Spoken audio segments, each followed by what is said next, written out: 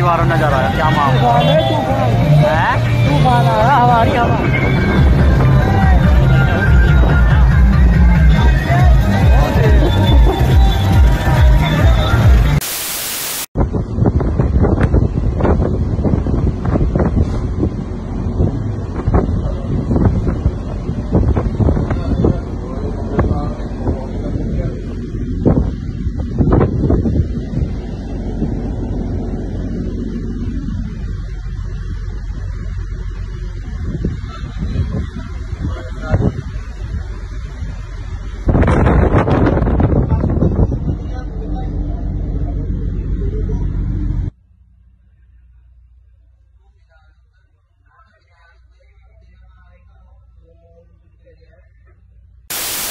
They're located in Gakona, Alaska. The project is called HARP. HARP is the High Frequency Active Auroral Research Project, originally a joint effort of the Air Force and Navy in cooperation with a number of academic institutions. HARP is comprised of 180 antennas, approximately 72 feet tall, linked together to function as one giant steerable antenna.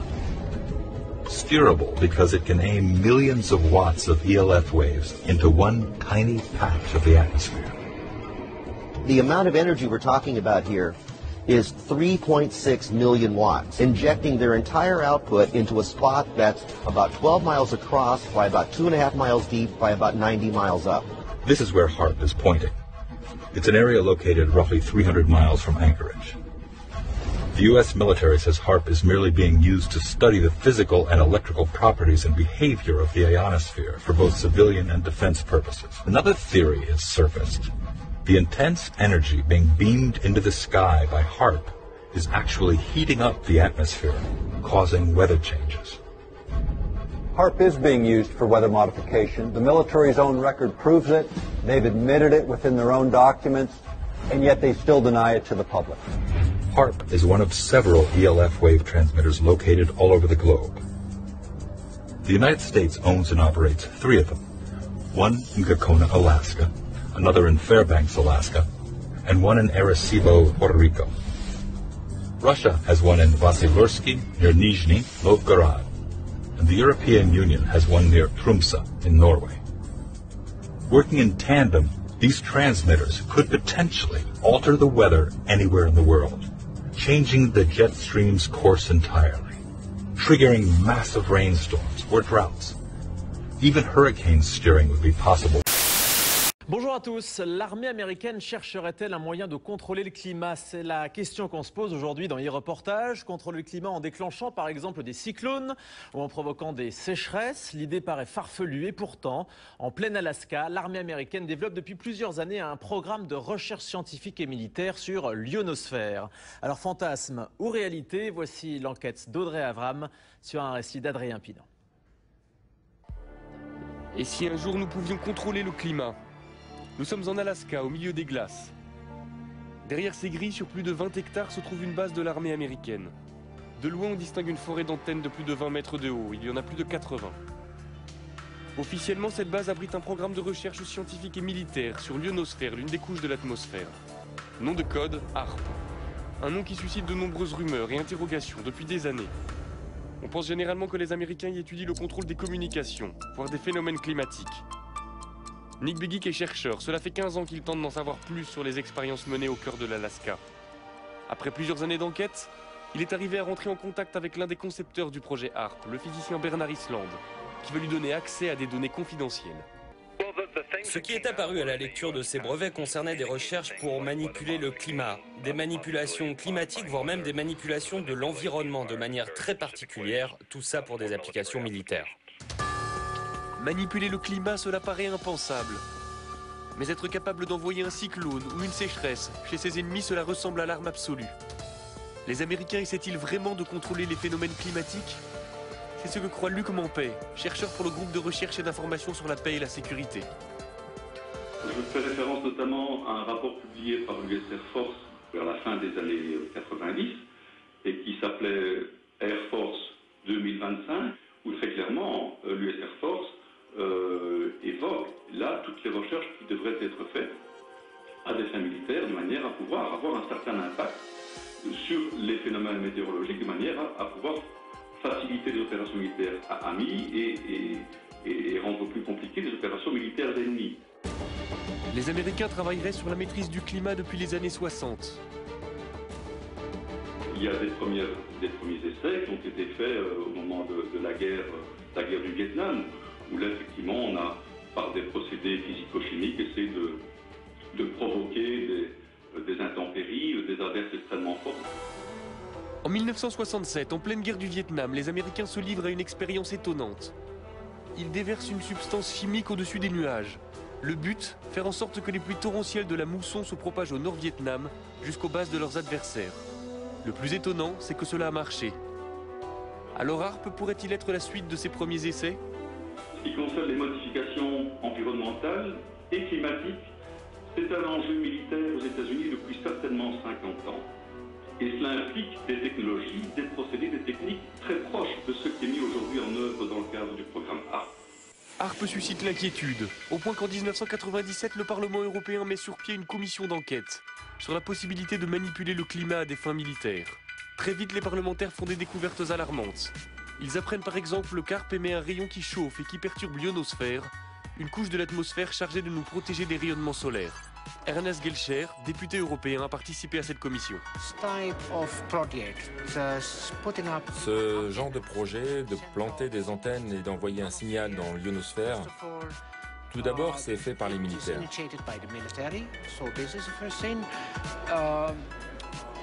Ils ne savent même pas quel impact ces expériences pourraient avoir. Je pense que derrière tout ça, il y a des objectifs militaires qui pourraient être un peu plus ambitieux, un peu plus vastes que ceux qu'ils veulent bien admettre en public. Très vite, les travaux de la commission se heurtent au refus américain de s'exprimer sur HAARP. À l'époque, le président de la commission est un parlementaire britannique, il s'appelle Tom Spencer.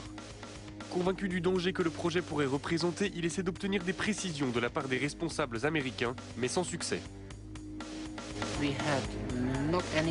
Nous n'avons eu absolument aucun contact avec les Américains. Ils ne sont jamais venus. Pendant les auditions, Tom Spencer lui-même leur a dit qu'ils seraient les bienvenus au Parlement européen. Pour rencontrer les députés européens, ils n'ont jamais répondu. Je crois qu'ils ont délibérément décidé de faire la sourde oreille, d'ignorer le sujet et de ne pas en parler. Un incident va vite calmer les ardeurs de Tom Spencer. En 1999, le président de la commission fait la une des journaux à scandale.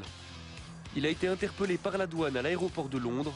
En fouillant sa valise, les douaniers ont découvert une vidéo pornographique gay et quelques grammes de cannabis. La carrière politique du député est brisée, la commission déstabilisée. Nick Begich a gardé le contact avec l'ancien député.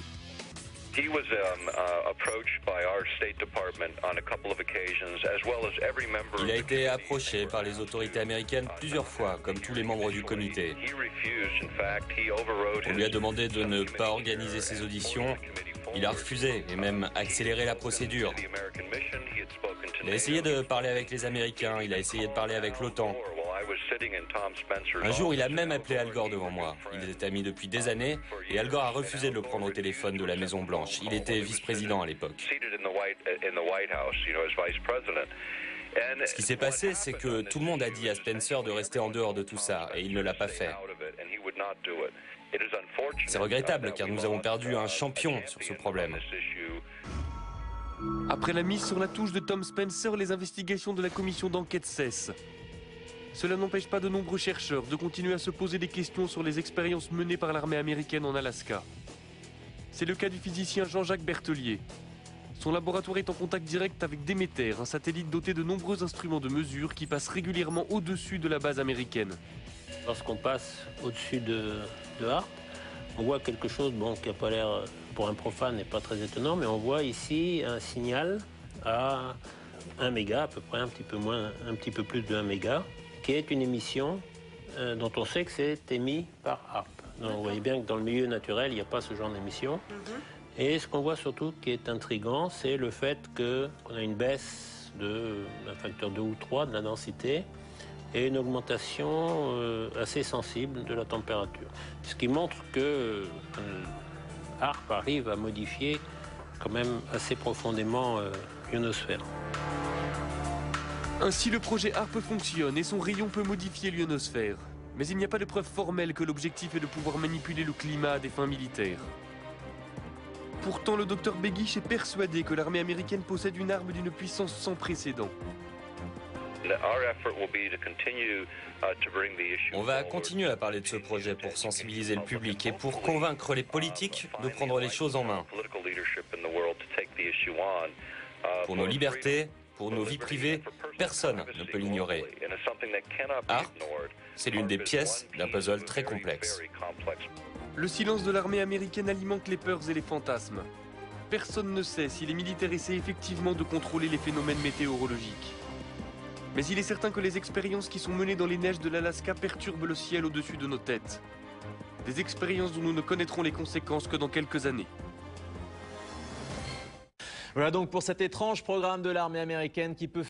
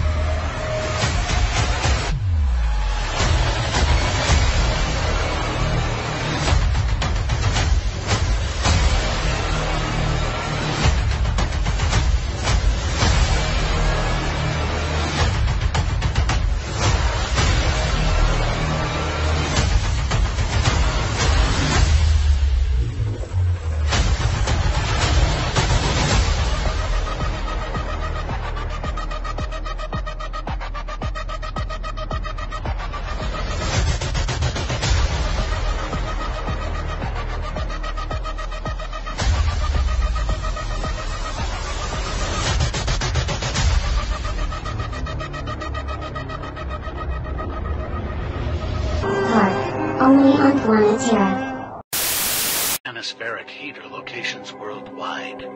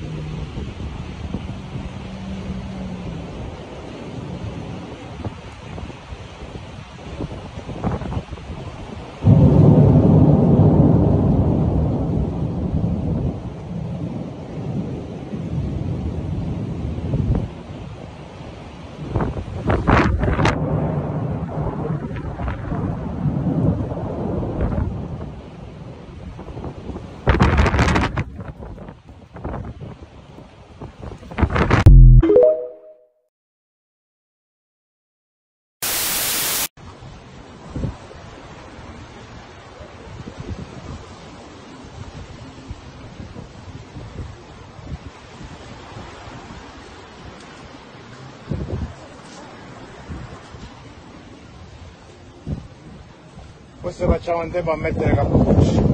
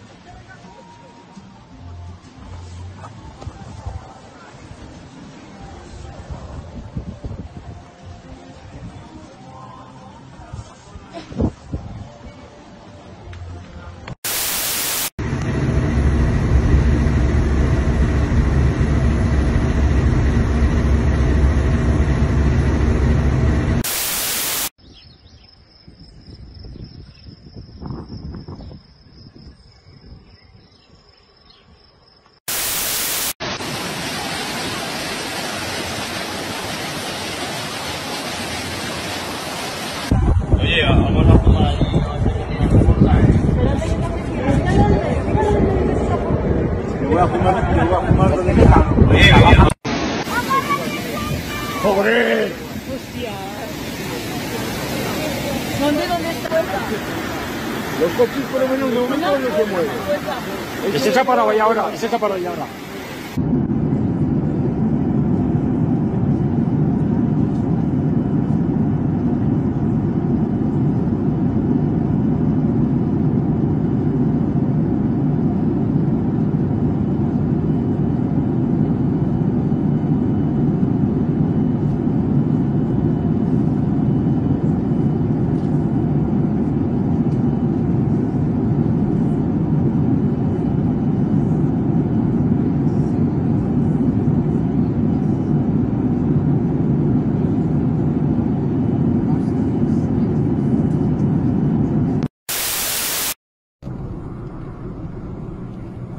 Ovo znači, koje je ludilo,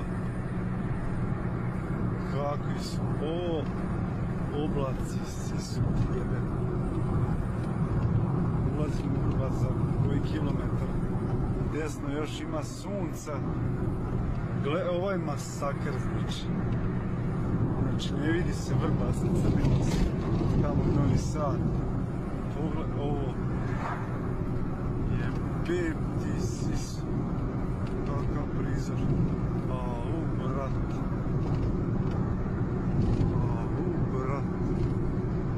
gledaj ovu strahotu, vidi ovo, znači Vrbas se ne vidi, jem ti si.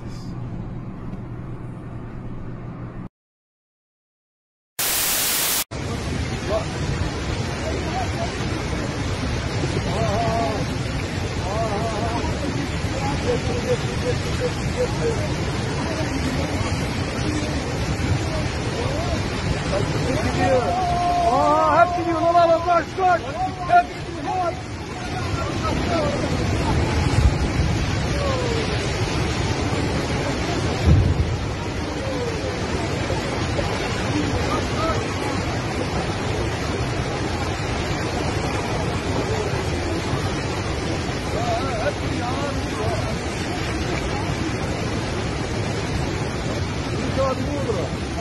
Neydi ya? Hep gidiyorlar.